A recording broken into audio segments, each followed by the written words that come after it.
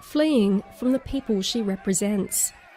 On Australia's National Day, Prime Minister Julia Gillard's security team forcefully whisked her away from a restaurant that was surrounded by protesters calling for greater rights for Aboriginal Australians. It was a scene that eclipsed another more significant event taking place just metres down the road.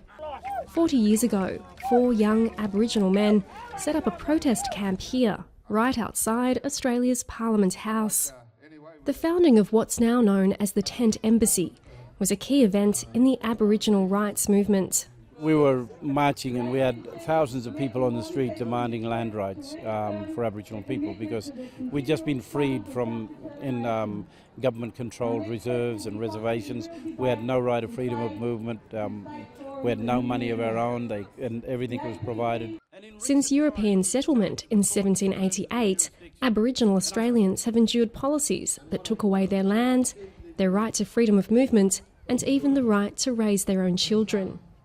The late 1960s finally saw Aboriginal people recognised in the country's census, and the official abolition of the reserves where many had been forced to live.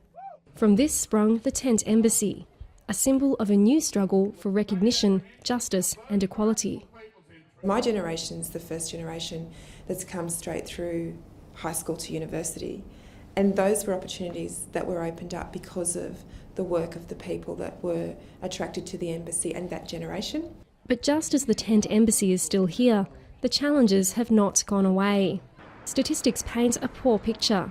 Aboriginal Australians make up just 2% of the population, but nearly 25% of the prison population. The average life expectancy is more than 10 years less than that of non-Indigenous Australians. The current government has officially apologised for previous racist policies and more recently moved to eliminate discriminatory elements in the Constitution. But some of the old activists say real change is yet to come. Who wants an apology anyway? We want land rights, we want justice, we want economic independence, and we want self-determination. And we're no closer to that than we were 40 years ago.